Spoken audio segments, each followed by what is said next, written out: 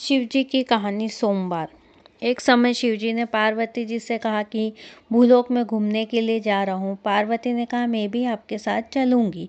शिवजी ने कहा रास्ते में आपको भूख प्यास लगेगी, कष्ट होगा। किंतु पार्वती ने हट की और शिवजी पार्वती नंदी पर बैठकर भूलोक की यात्रा करने लगे। जब लोगों ने उन्हें देखा तो कहा देखो जोगी और उसकी पत्नी कितनी निर्दयी है, जो बेचारे नंदी पर इतना बोझ लाद रहे।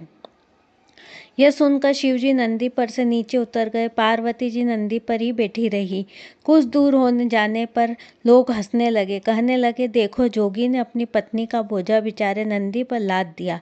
शिवजी ने पार्वती जी को भी नंदी पर से उतार दिया।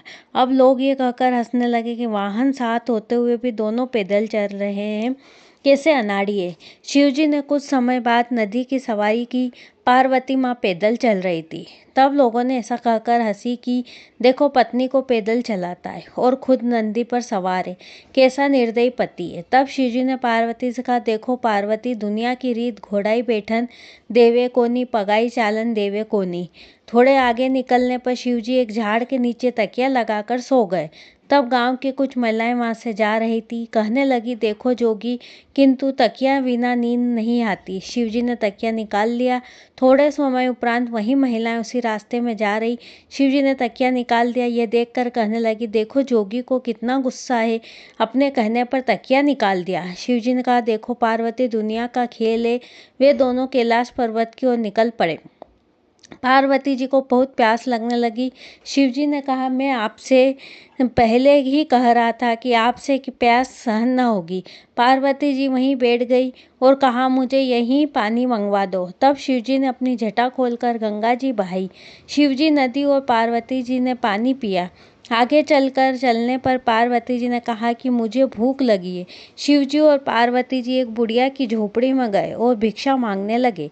बुढ़िया ने कहा आपको क्या चाहिए? शिवजी ने कहा खीर खांड का भोजन चाहिए। बुढ़िया ने गुस्से में कहा मेरे घर में तो बहुत से खाने वाले हैं, सो तुम्हारे लिए कहाँ से लाऊं? शिवजी पार्वती अगली झोपड़ी में गए। वहां पर एक बुढ़िया ने खीर खांड की भिक्षा मांगी। बुढ़िया ने कहा पधारो महाराज, और बुढ़िया रसोई की सामग्री इकट्ठी करने के लिए चल पड़ी। तब भगवान ने कहा कहाँ जा रही हो? बुढ़िया माँ आपके घर में तो भंडारा भरा है। बुढ़िया ने देखा तो घर में सभी चीज मौजूद थी। बुढ़िया ने आनंद से शिवजी महाराज व पार्वती जी की थालियां लगाई। शिवजी ने कहा और 3 थालियां परस।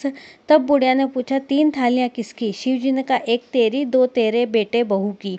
तब बुढ़िया ने कहा मेरा कोई बेटा बहू नहीं है। शिवजी ने कहा पीछे पलट कर देख। बुढ़िया ने पीछे पलट कर देखा तो वहां एक नई शादी हुआ दूल्हा दुल्हन खड़े थे। सभी से आनंद से भोजन किया। शिवजी पार्वती जी वहां से रवाना हुए। बुढ़िया ने बचा हुआ प्रसाद गांव में बांटा। पहले झोपड़ी वाली बुढ़िया ने पूछा आज तेरे क्या हुआ?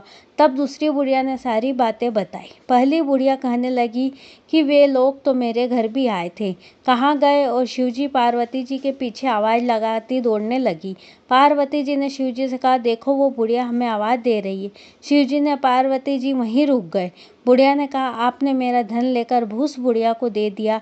तब शिवजी ने कहा हमने तुम्हारा कुछ नहीं लिया, तुमने कहा कि मेरे पास कुछ नहीं, सो तुम्हारा घर खाली हो गया। किंतु उस बुढ़िया ने कहा कि मैं अभी कुछ इंतजाम करती हूँ, सो उसका घर भर गया। पहली बुढ़िया रोने लगी और कहने लगी मेरे घर में कुछ नहीं। तब भगवान ने दोनों बुढ़िया को आधा आधा धन बांट दिया। हे भगवान, जैसे आपने बुढ़िया पर कृपा की वैसी सब पर करे।